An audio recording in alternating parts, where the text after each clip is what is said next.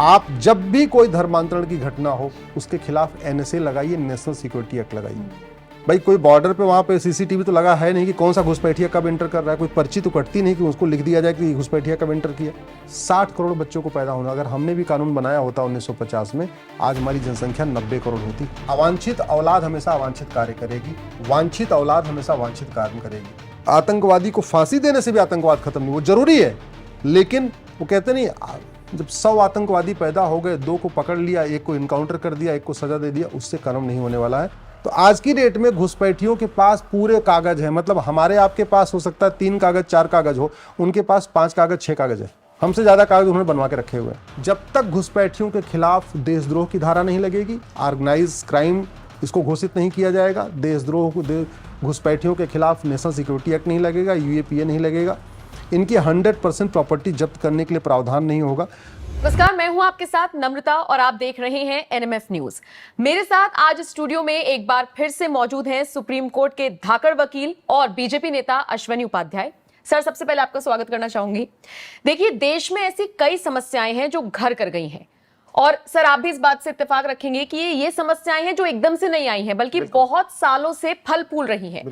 तो ऐसे में अगर हम इनके समाधान की बात करें तो ये भी एकदम से नहीं होगा, इसको भी टाइम लगेगा। तो कौन कौन सी हैं ये समस्याएं और क्या है इनके समाधान, सुप्रीम कोर्ट के वकील से आज हम यही समझेंगे। अश्वनी उपाध्याय से मेरा पहला सवाल ये है सर, जातिवाद हो गया, क्षेत्रवाद हो गया, भाषावाद, ये बहुत बड़ी समस्या है जो देश में है, इसका क्या समाधान है और ये क्यों फैल रही है? देखिए, जातिवाद, भाषावाद, क्षेत्रवाद एक बहुत गंभीर समस्या है। भारत इस जातिवाद के कारण बटा हुआ है, क्षेत्रवाद के कारण बटा हुआ है और भाषावाद के कारण भी बटा हुआ है। कश्मीर और केरल आपस में एक नहीं हो पाता है, केवल और केवल क्षेत्र के कारण और भाषा के कारण। या बंगाल और गुजरात कनेक्ट नहीं हो पाता है, किस लिए? भाषा के कारण। इन तीनों बीमारियों का एक बहुत आसान समाधान है, लेकिन उसके लिए सरकार को कुछ प्रयास करना पड़ेगा, सामाजिक संगठनों को भी प्रयास करना पड़ेगा। पहली बात तो ये, कश्मीर और केरल की भाषा अलग है, लेकिन एक चीज कॉमन है, वो है गोत्र। जो गोत्र कश्मीर के लोगों का है वही गोत्र केरल के लोगों का है। यानी चाहे वो अत्रि हो, चाहे कपिल मुनि हो, चाहे कश्यप हो, चाहे कात्यायन हो, चाहे गर्ग हो, या च्यवन हो, जमदग्नि हो, दत्तात्रेय हो, दधीच हो, जैसे राहुल गांधी जी जो है अपना मूल रूप से कश्मीर के रहने वाले, उनका भी दत्तात्रेय है। और आप केरल में जाएंगे तो केरल के लोगों का भी गोत्र दत्तात्रेय है। तो कहने का मतलब भाषा अलग हो गई लेकिन गोत्र एक है।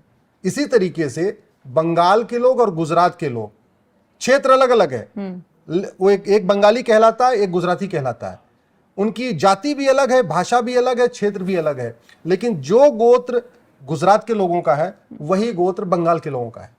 इसी तरीके से जो हमारी जातियां चल रही हैं, जो हम बटे हुए हैं, अगड़े पिछड़े में बटे हुए हैं, ब्राह्मण क्षत्रिय में बटे हुए हैं, दलित और सवर्ण में बटे हुए हैं, इस तरीके जो चल रहा है, इसमें आप ध्यान से देखिए, जो गोत्र ब्राह्मणों का है वही गोत्र क्षत्रियों का है, वही गोत्र वैश्यों का है, वही गोत्र हमारे दलित भाइयों का है। उदाहरण के लिए, मैं प्रयाग का रहने वाला हूं, मेरा गोत्र भारद्वाज है, मैं ब्राह्मण परिवार में पैदा हुआ हूं। जो अयोध्या के आसपास के क्षत्रिय हैं उनका गोत्र भारद्वाज है। मुजफ्फरनगर के जाटों का गोत्र भारद्वाज है। और हरियाणा में यमुनानगर के आसपास के जो सैनी समाज के लोग हैं उनका भी गोत्र भारद्वाज है। तो जो गोत्र है ये पूरे भारत को जोड़ता है। अभी हम 10,000 जातियों और उपजातियों में बटे हुए हैं। जातियां शुरू हुई हैं मात्र 2000 साल पहले, उसके पहले जाति व्यवस्था थी ही नहीं। 2000 साल के पहले कोई जाति नहीं थी। और आप इतिहास उठा के देख लीजिए, भगवान राम, लक्ष्मण, भरत, शत्रुघ्न कहते हैं क्षत्रिय कुल में हुए, लेकिन सिंह तो नहीं लगाते थे ना। पांडव क्षत्रिय परिवार में हुए, लेकिन युधिष्ठिर, अर्जुन, नकुल, भीम सिंह तो नहीं लगाते थे। ये सब बाद में आया है। पहले 2 व्यवस्था थी, एक तो ये कि अपने नाम के साथ भगवान का नाम, जैसे राम शंकर, कृष्ण शंकर, अश्विनी राम, जो सेकंड नाम होता था वो राम कृष्ण शंकर ऐसे होता था। दूसरा एक व्यवस्था बाद में आई, गांव का लगाना, जैसे बादल गांव वाले बादल लगाने लग गए, हुड्डा गांव वाले हुड्डा लगाने लग गए, चौटाला गांव वाले चौटाला लगाने लग गए, खन्ना गांव वाले खन्ना लगाने लग गए। ये दूसरी व्यवस्था आई। फिर आई कर्म आधारित व्यवस्था, जैसे जो तेल निकाल रहा था वो तेली बन गया, जो बाल काट रहा था वो नाई बन गया, जो कपड़ा धो रहा था वो धोबी बन गया। उसका जाति से कोई मतलब ये कर्म आधारित व्यवस्था थी। लेकिन जो सबसे प्राचीन व्यवस्था है वो हमारी गोत्र व्यवस्था। और आज भी जब आप कभी पूजा पाठ सुनते हैं, आप सत्यनारायण की कथा सुनते हैं या कोई सी कथा सुनते हैं, तो जो पंडित जी आपकी कथा कराते हैं, हवन कराते हैं, यज्ञ कराते हैं, आपकी जाति नहीं पूछते, वो पूछते अपना नाम लो, अपने गोत्र का नाम लो, बताओ, अपना नाम लो, अपने गोत्र का लो। इसलिए मैं कहता हूं कि जिस तरीके से गौतम गोत्र, भृगु गोत्र, पुलस्त गोत्र, पराशर गोत्र, चाहे दधीच गोत्र, दत्तात्रेय, जैमिनी, च्यवन, गौर, गर्ग, कात्यायन, ये गोत्र कश्मीर में भी है, केरल में भी है, यूपी में भी है, बिहार में भी है, बंगाल में भी है। भारद्वाज, व्यास या अपना जाबाल या मरीच, सुनक, ये गोत्र पंजाब में भी है, ये गोत्र हरियाणा में भी है, यूपी में भी है, बिहार में भी है। ऋषि सुनक जो ब्रिटेन के प्रधानमंत्री हैं, आप जब मैं तो उस परिवार को धन्यवाद दूंगा। सोचिए उन्होंने पाकिस्तान छोड़ दिया, लेकिन दो चीज नहीं छोड़ा, न अपना गोत्र छोड़ा, न अपना धर्म छोड़ा। आज भी बढ़िया पूजा पाठ करते हैं, अपने धर्म, अपना दिवाली बहुत बढ़िया देखा आपने मनाया है। दूसरा, उनके पिताजी अपना गोत्र नहीं छोड़ा, वो सुनक गोत्र उनका है, वो गोत्र कंटिन्यू है, उनका नाम ऋषि सुनक है। अब गोत्र व्यवस्था की अच्छी फायदा क्या रहा, जैसे मान लीजिए कि हरियाणा में यमुनानगर में या महर्षि कश्यप का आश्रम था, तो महर्षि कश्यप से जुड़े हुए सभी लोग कश्यप कहलाए। यानी महर्षि कश्यप में जो पढ़ने आया बच्चा वो भी कश्यप हो गया, महर्षि कश्यप में जो गायों की सेवा करता था वो भी कश्यप हो गया, जो वहां पे हवन करता था वो भी कश्यप हो गया, उस आश्रम में जो दान करता था वैश्य परिवार वो भी कश्यप हो गया, उस आश्रम में जो पूजा पाठ करते थे ब्राह्मण परिवार के लोग वो भी कश्यप हो गए। तो आप देखिए उसी एक ही आश्रम में एक ही गोत्र से ब्राह्मण भी है, क्षत्रिय भी है, वैश्य भी है, दलित भी है।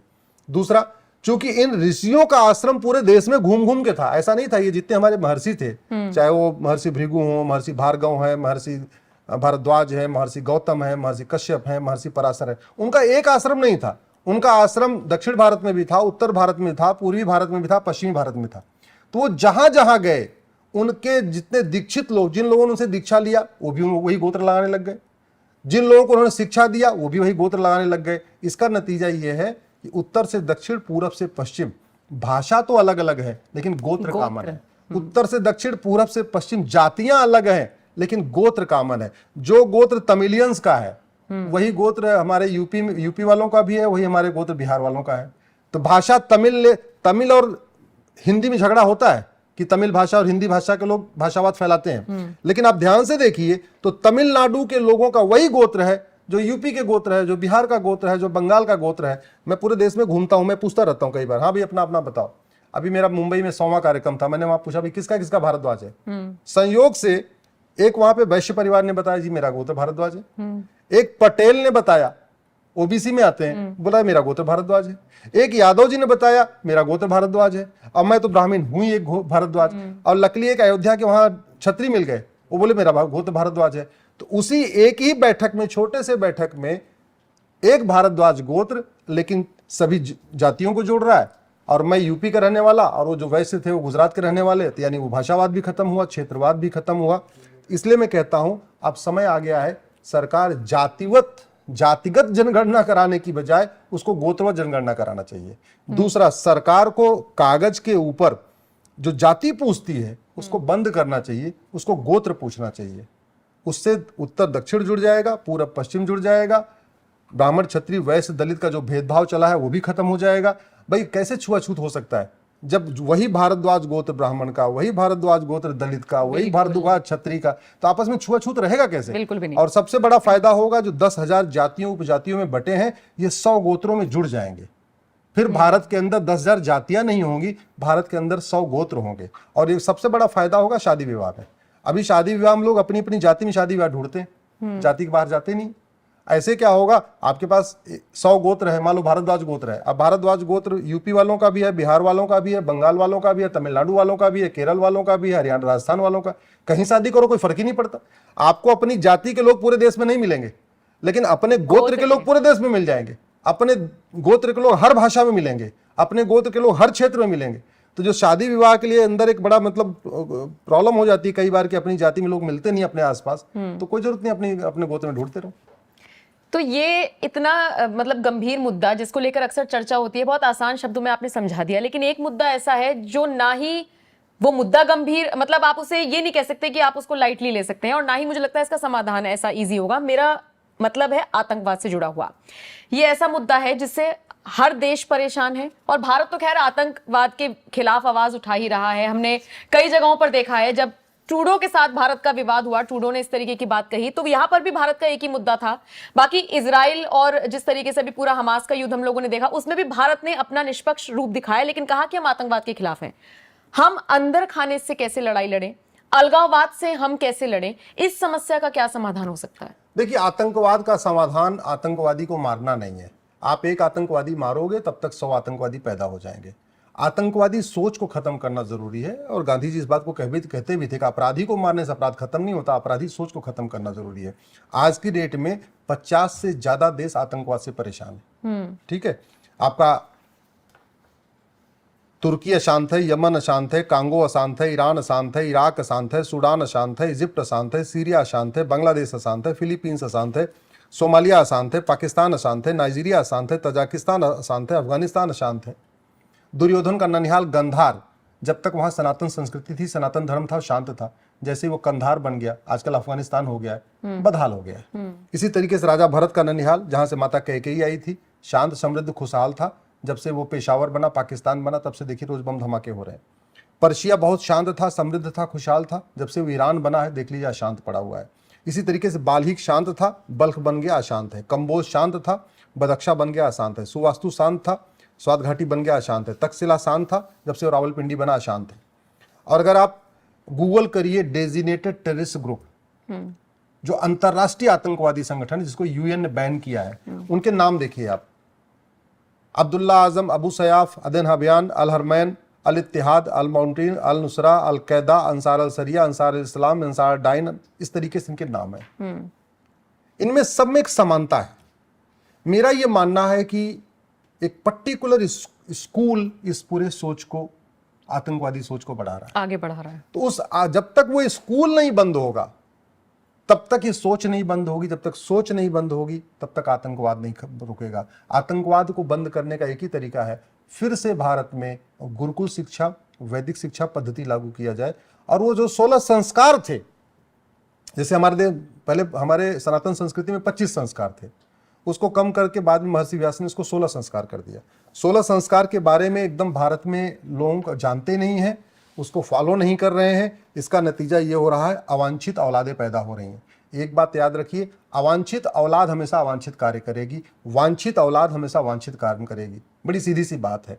जो मौज मस्ती के दौरान पैदा होगा, वो बाद में आतंकवादी बनेगा, अलगाववादी बनेगा, जिहादी बनेगा, उन्माद फैलाएगा। जो प्लान्ड वे में आएगा, सोच समझ के आएगा, अच्छे मन से आएगा, वो शांति के साथ रहेगा, अच्छा काम करेगा। हमारे देश में पहले 16 संस्कार थे।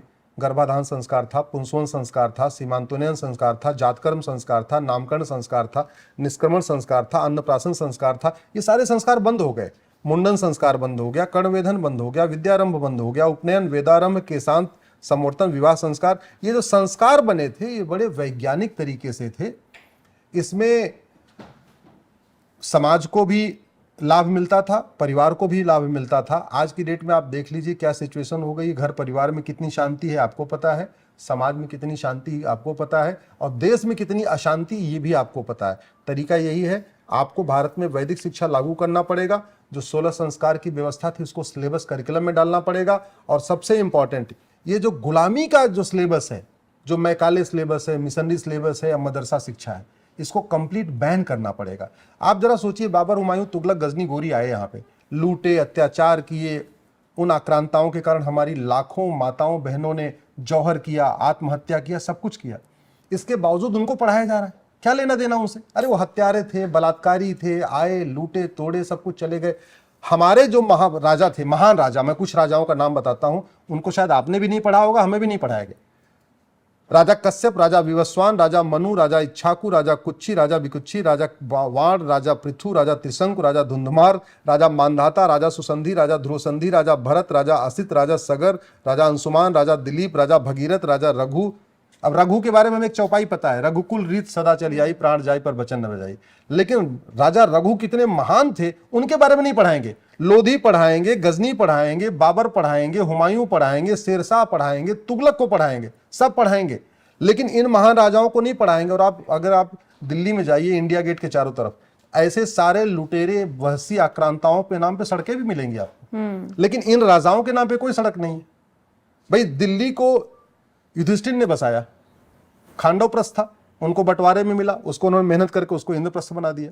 आप इंडिया गेट घूम के आइए, आपको आक्रांताओं के नाम पे सड़कें मोहल्ले मिलेंगी, लेकिन दिल्ली में आपको युधिष्ठिर रोड नहीं मिलेगी, भीम रोड नहीं मिलेगी, अर्जुन रोड नहीं मिलेगी, नकुल रोड नहीं मिलेगी, सहदेव रोड नहीं मिलेगी, कुंती रोड नहीं मिलेगी, मादरी रोड नहीं मिलेगी, अभिमन्यु रोड नहीं मिलेगी, लेकिन बाबर, हुमायूं, तुगलक, गजनी, गोरी रोड मिलेगी। ये जो गुलामी की सोच है ना, ये गुलामी की सोच एक जाहिलियत पैदा कर रही है, ये आतंकवादी सोच पैदा कर रही है। इसलिए कह रहा हूं गुलामी का नाम मिटाना पड़ेगा, गुलामी का निशान मिटाना पड़ेगा, गुलामी की परंपरा मिटानी पड़ेगी और गुलामी की शिक्षा मिटानी पड़ेगी। आपको भारत की शिक्षा लागू करना पड़ेगा। और अगर कोई सोचता है कि हमारे वैदिक शिक्षा में तो केवल वेद पुराण पढ़ाया जाता था, बहुत गलत सोचता है।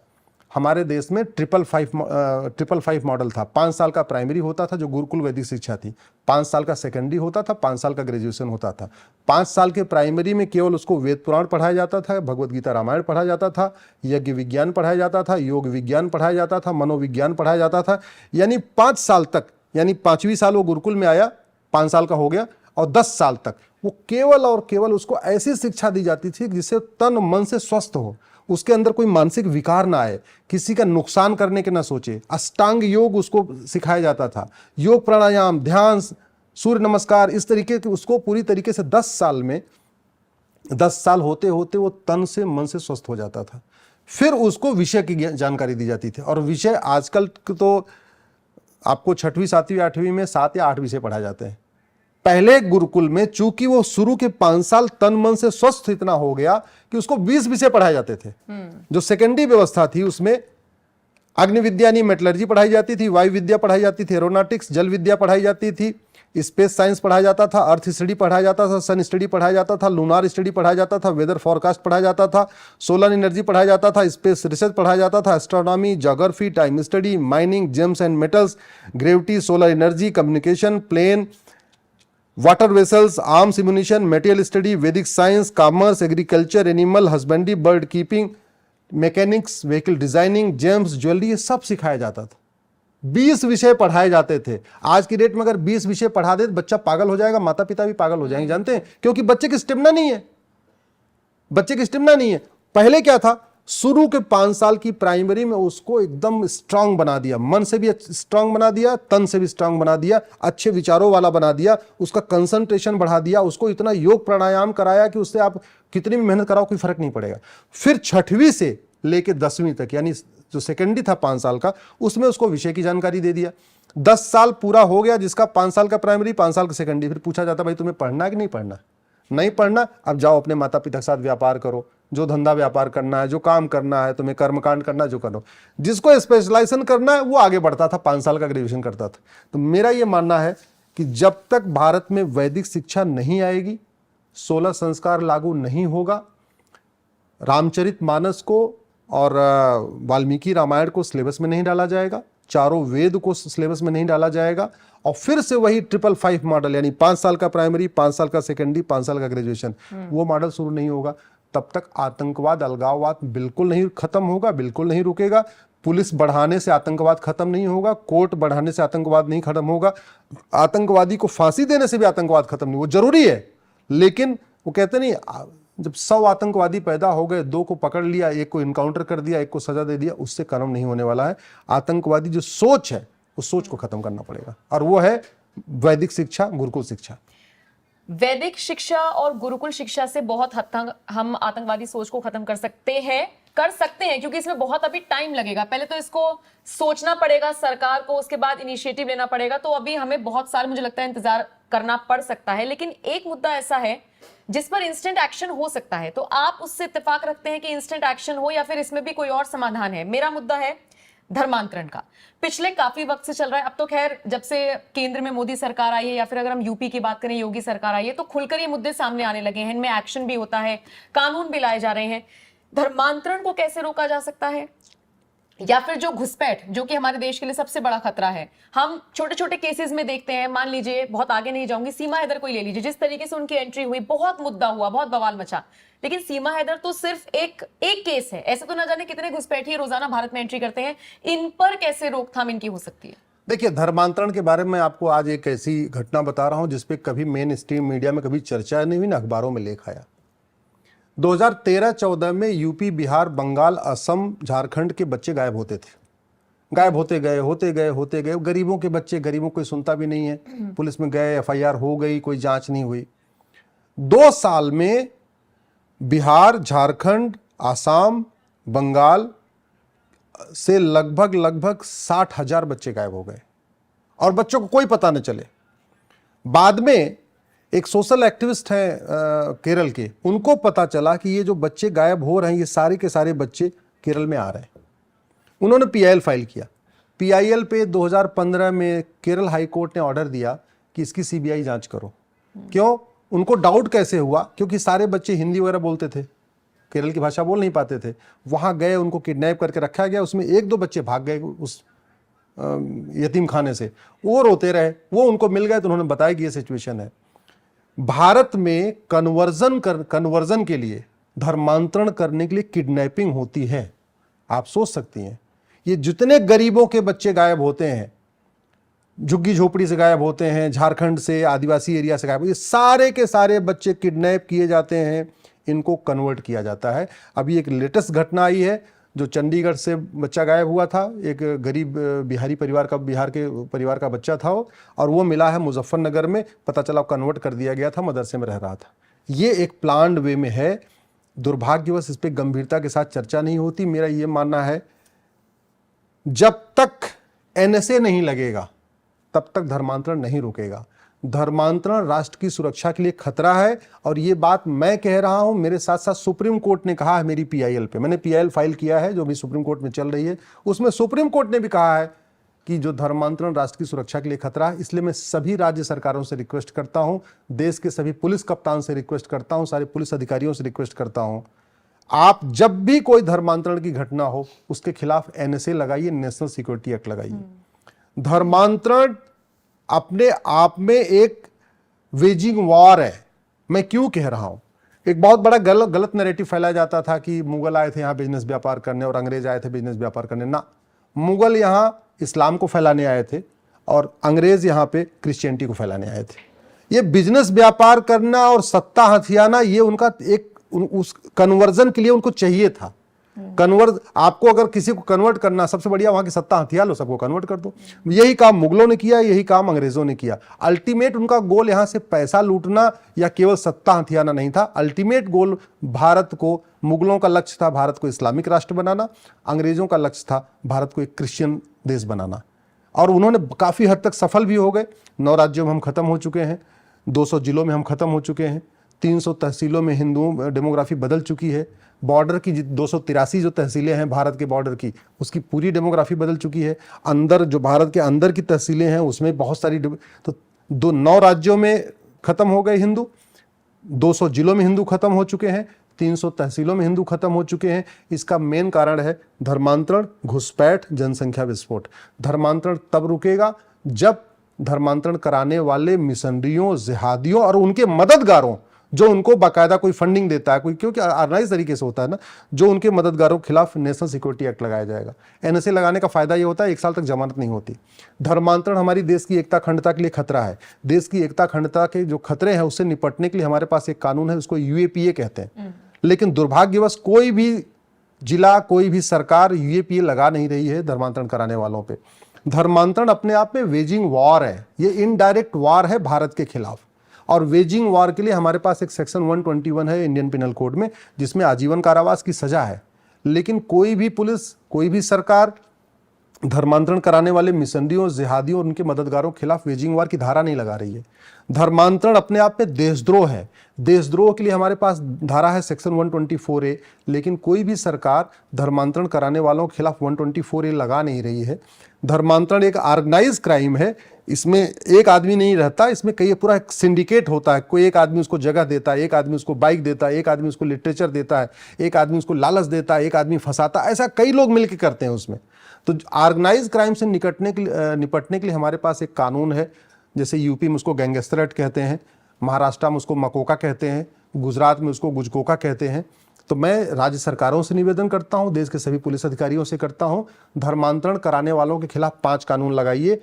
नेशनल सिक्योरिटी एक्ट लगाइए, यूएपीए लगाइए, वेजिंग वॉर की धारा लगाइए, सेडिशन यानी देशद्रोह लगाइए, और ऑर्गेनाइज क्राइम गैंगस्टर एक्ट लगा के 100% प्रॉपर्टी जब्त करिए। तब जाके धर्मांतरण रुकेगा। सठे साठ्यम समाचरित। धर्मांतरण मुगल काल में भी हुआ, धर्मांतरण अंग्रेजों के समय में भी हुआ, धर्मांतरण आज भी हो रहा है। इसको रोकने का एक ही तरीका है, ये 5 धाराएं लगाई जाए। मैं गारंटी के साथ कहता हूं नम्रता जी, धर्मांतरण रुक जाएगा, लेकिन ये 5 धाराएं लगानी पड़ेंगी। घुसपैठ को किस तरीके से रोका जा सकता है? घुसपैठ पे मेरी पीआईएल चल रही है सुप्रीम कोर्ट में। जब मैंने 2017 में पीआईएल फाइल किया था, उस समय कहा था कि 5 करोड़ घुसपैठी आ चुके हैं। 2017 की बात बता रहा हूं, अभी 2023 चल रहा है, अभी तो करीब 10-15 लाख और भी आ गए होंगे। घुसपैठ होती कैसे, आप समझिए। बॉर्डर पे इसका पूरा नेक्सस है। इनफैक्ट आपने अच्छा सवाल पूछा। अभी रिसेंटली एनआईए ने 10 राज्यों के 55 शहरों में छापा मारा है घुसपैठ के खिलाफ। 10 राज्यों के 55 शहरों में छापा मारा है, जहां उनको घुसपैठियों के सेंटर मिले हैं। बाकायदा वहां ऑफिस मिला है, जहां बैठे बैठे घुसपैठियों की मदद की जाती थी। उनका आधार बनवाया जाता था, उनका राशन कार्ड बनवाया जाता था, उनको वोटर आईडी बनवाया जाता था, उनको असम और बंगाल से बाकायदा बस के जरिए लाया जाता था, फिर उनको देश के अलग अलग कोनों में बसाया जाता था। तो उनकी झुग्गी बनाने से लेके उनको राशन मुहैया उपलब्ध कराने तक ये सारा काम करता था। बहुत ऑर्गेनाइज टाइम होता है, और इसका तो मैं खुद भी जाके बंगाल के बॉर्डर पे और असम के बॉर्डर पे देख के आया हूं। घुसपैठिए 2000 रुपए दे के अंदर आते हैं, फिक्स रेट है, अब क्या पता बढ़ भी गया हो। अंदर आते हैं, कॉमन सर्विस सेंटर वाला 2000 रुपए लेके उनका आधार बना देता है। एक दलाल को पकड़ते हैं, 2000 रुपए में उनका राशन कार्ड बना देता है। फिर एक दूसरे दलाल को पकड़ेंगे जो नगर निगम के पास रहेगा, वो 2000 रुपए में उनका बर्थ सर्टिफिकेट बना देता है। फिर वो जहाँ पे अपना ये ट्रांसपोर्ट का ऑफिस होता है, जहाँ ड्राइविंग लाइसेंस बनता है, वहाँ दलाल को पकड़ते हैं, 3 से 4000 रुपए में ड्राइविंग लाइसेंस बना देता है। तो 2000 रुपए में अंदर आ गए, 2000 रुपए में राशन कार्ड बना लिया, 2000 में आधार बना लिया, 2000 में बर्थ सर्टिफिकेट बना लिया, 3-4 में ड्राइविंग लाइसेंस बन लिया। जब 4 डॉक्यूमेंट हो गए, फिर कोई इलेक्शन आता है, चाहे नगर निगम का इलेक्शन आया, ग्राम प्रधान का इलेक्शन आया, या विधानसभा का इलेक्शन आया, लोकसभा का, उसी में वो चारों डॉक्यूमेंट दिखा के वोटर आईडी बनवा लेते हैं। तो आज की डेट में घुसपैठियों के पास पूरे कागज है। मतलब हमारे आपके पास हो सकता है 3 कागज 4 कागज हो, उनके पास 5 कागज 6 कागज है। हमसे ज्यादा कागज उन्होंने बनवा के रखे हुए हैं। घुसपैठ को जब तक देशद्रोह घोषित नहीं किया जाएगा, क्योंकि दुनिया के कई देशों में अवैध रूप से इंटर करना अपने आप में देशद्रोह है, और उसका नतीजा है, चीन में कोई घुसपैठ नहीं करता, दुबई में कोई घुसपैठ नहीं करता, सिंगापुर में कोई अवैध घुसपैठ नहीं करता, अमेरिका में कोई नहीं, आपने कभी सुना नहीं होगा अमेरिका में कोई ऐसे चला गया हो। बाकी तो छोड़िए, ये रोहिंग्या और बांग्लादेशी, भूटान, इनकी जाने की हिम्मत नहीं है, क्योंकि भूटान में अवैध रूप से इंटर करना देशद्रोह है। जब तक घुसपैठियों के खिलाफ देशद्रोह की धारा नहीं लगेगी, ऑर्गेनाइज क्राइम इसको घोषित नहीं किया जाएगा, देशद्रोह घुसपैठियों के खिलाफ नेशनल सिक्योरिटी एक्ट नहीं लगेगा, यूएपीए नहीं लगेगा, इनकी 100% प्रॉपर्टी जब्त करने के लिए प्रावधान नहीं होगा, तब तक घुसपैठ नहीं रुकेगी, और तब तक ये घुसपैठिए भागेंगे नहीं। आप बस 2-4 घुसपैठियों के खिलाफ धाराएं कठोर लगाइए, इनको जेल में डालिए, मैं गारंटी के साथ कहता हूं बाकी घुसपैठिए अपने आप भाग जाएंगे। और घुसपैठियों के लिए तो एक बड़ा खतरनाक कानून बन गया, राजीव गांधी ने बनाया था 1985 में। पूरे देश में नागरिकता की जो कट ऑफ डेट है वो है 15 अगस्त 1947। 47 के बाद जो आया उसको नागरिकता लेने के लिए एप्लीकेशन मूव करना पड़ेगा। लेकिन राजीव गांधी ने 1985 में सिटीजनशिप एक्ट में बदलाव करके एक धारा जोड़ दिया 6A, और वो कह दिया कि असम में नागरिकता की जो कट ऑफ डेट रहेगी 71 रहेगी। पूरे देश में कट ऑफ डेट 47 है, असम के लिए उन्होंने 71 कर दिया।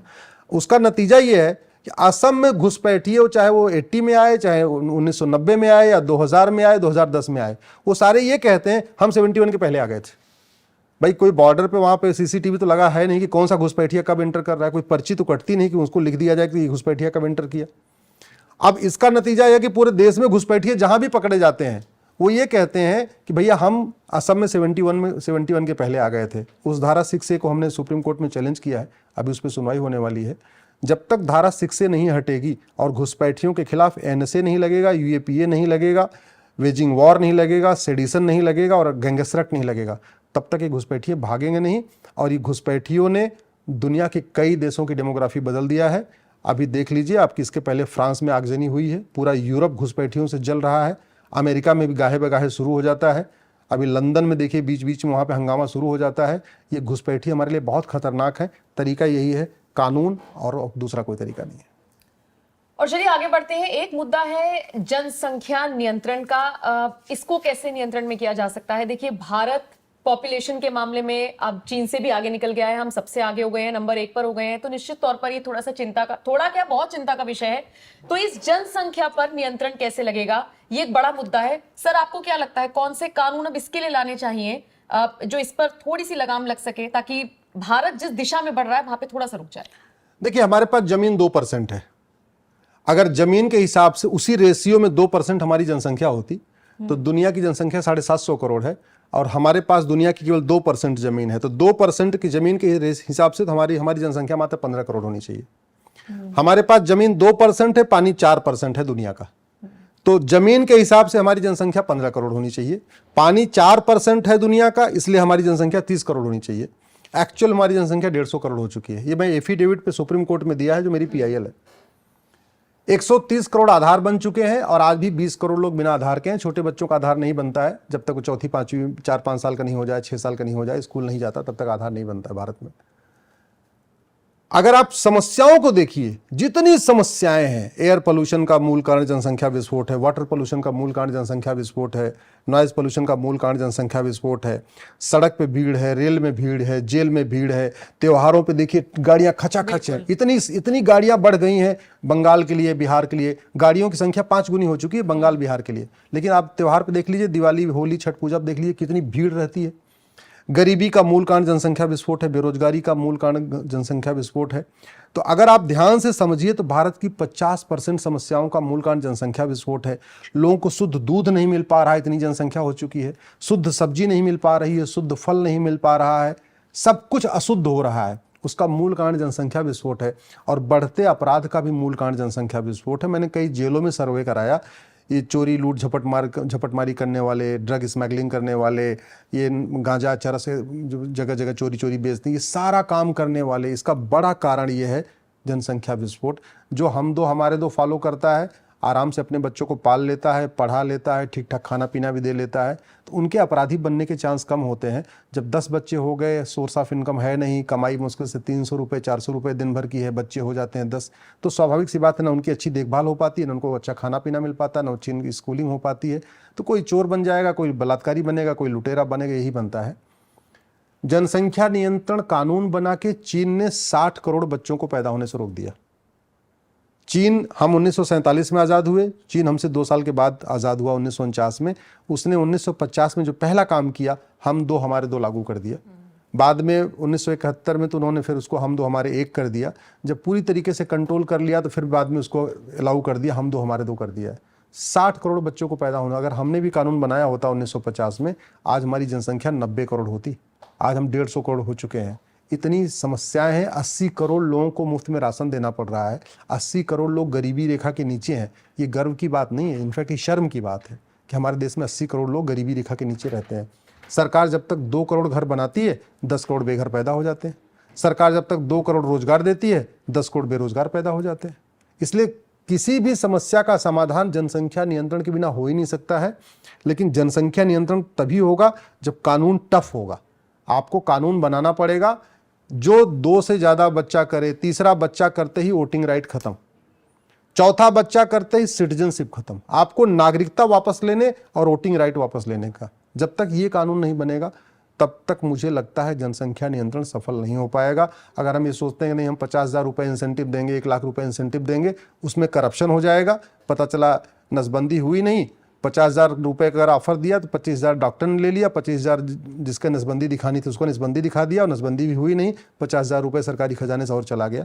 इसलिए मेरा मानना है कि ये ऑफर देने के बजाय सीधे टफ कानून, तीसरे बच्चे पे वोटिंग राइट खत्म, चौथे बच्चे पे सिटीजनशिप खत्म, नागरिकता खत्म। ऐसा हो जाए, मुझे पूरा भरोसा है जनसंख्या रुक जाएगी। और जनसंख्या अगर नहीं रुकी, सरकार कुछ भी कर ले, कुछ भी कर ले, कोई भी मुख्यमंत्री बन जाए, कोई भी प्रधानमंत्री बन जाए, न गरीबी कम होगी, न भूखमरी कम होगी, न कुपोषण कम होगा, न प्रदूषण कम होगा, न एयर पोल्यूशन कम होगा, न वाटर पोल्यूशन कम होगा, न नॉइज पोल्यूशन कम होगा, न अपराध कम होगा, न चोरी लूट झपटमारी कम होगी, न मिलावटखोरी कम होगी, न कालाबाजारी कम होगी। कुछ भी नहीं होगा जनसंख्या नियंत्रण किए बिना। तो सर, जब हम बात करते हैं राम राज्य की, एक तो आप मुझे ये बताइए कि इसका अर्थ क्या है, आप इसके कितने पक्ष में हैं, और ये क्या मुमकिन ये हो पाएगा राम राज्य, या हम, मेरा अगला सवाल हिंदू राष्ट्र से जुड़ा हुआ है जिसकी मांग आजकल उठ रही है, आप इसे किस तरह से देखते हैं, मतलब क्या है इसका? देखिए, हम तो सीधे सीधे कहते हैं, ये भारत के संविधान में प्रियम्बल में शब्द जुड़ा हुआ है ना, सोशलिस्ट सेकुलर डेमोक्रेटिक रिपब्लिक। तो मैं तो कहता हूं कि जहां रिपब्लिक शब्द आया, socialist secular democratic Republic Ram राज्य, संविधान में ही राम राज्य जोड़ देना चाहिए। इनफैक्ट जो मूल संविधान था उसमें राम लक्ष्मण सीता की फोटो थी, उसमें हनुमान जी की फोटो थी, उसमें भगवान नटराज की फोटो थी, उसमें एक चैप्टर पे भगवान गौतम बुद्ध की फोटो थी, एक चैप्टर पे भगवान महावीर की फोटो थी, एक चैप्टर पे शिवाजी महाराज और गुरु गोविंद सिंह की फोटो थी। इस संविधान में 22 चैप्टर हैं। 22 चैप्टर के जहां जहां चैप्टर शुरू होता था उसके पहले बाकायदा एक फोटो हुआ करती थी। उस 22 फोटो को नेहरू जी ने निकलवा दिया और बाद में इंदिरा जी ने उसमें सेकुलर शब्द और जोड़ दिया। अदरवाइज भारत में संविधान में सेकुलर शब्द कहीं था ही नहीं।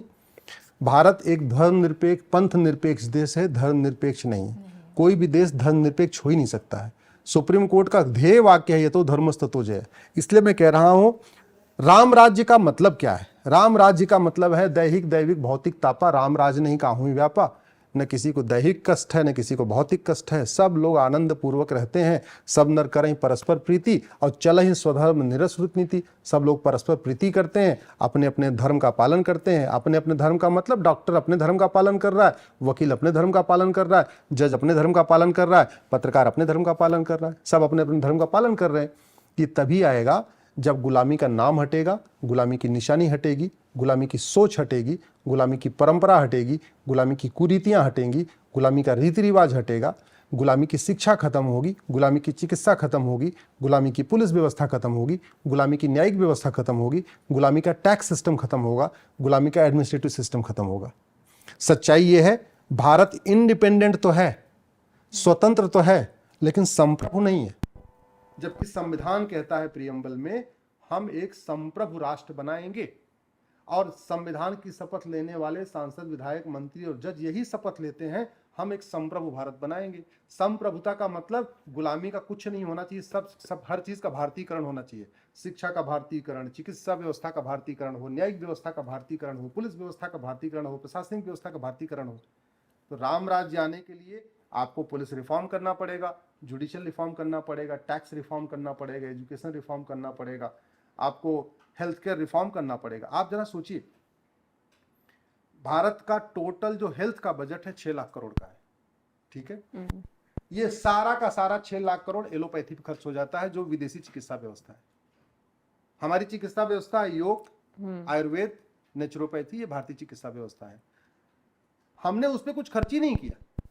मैं तो कहता हूं कि अगर प्राइमरी के सिलेबस में केवल 5-6 हमारे महर्षियों को पढ़ाया जाए, उनका जो सिस्टम था, उसको जो उनकी सलाह थी, उसको पढ़ा दिया जाए।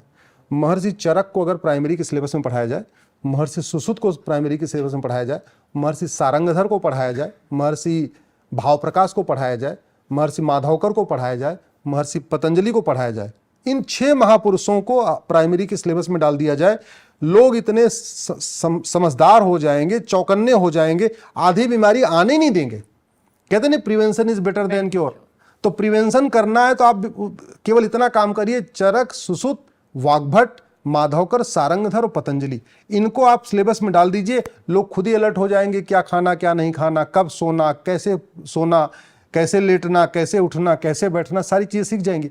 आधी बीमारी तो हमारी लाइफस्टाइल के कारण है। हमने जो वेस्टर्न लाइफस्टाइल अपना लिया, इन बीमारियों का इलाज हमारे चरक सुश्रुत ने दिया हुआ, लेकिन उनको पढ़ाया नहीं जाता। इसी तरीके से अगर राम राज्य स्थापित करना है तो आपको धार्मिक शिक्षा देनी पड़ेगी। राम राज्य का मतलब ही क्या है? धर्म की जय हो, अधर्म का नाश हो, प्राणियों में सद्भावना हो, विश्व का कल्याण हो। अब धर्म की जय करने के लिए आपको वेद, पुराण, गीता, रामायण बच्चों को पढ़ाना पड़ेगा। अधर्म का नाश करने के लिए कठोर दंड व्यवस्था स्थापित करनी पड़ेगी, जस्टिस विद इन ईयर करना पड़ेगा, मुकदमा जो है फटाफट डिसाइड होना चाहिए। अधर्म का नाश, देख लिए दुबई में कोई अपराध क्यों नहीं करता, सिंगापुर में अपराध क्यों नहीं करता, आज अपराध किया 6 महीने के अंदर सजा हो गई, एक बार सजा हो गई, ऐसे लोग भय इतना बढ़ जाता, लोग अपराध नहीं करते।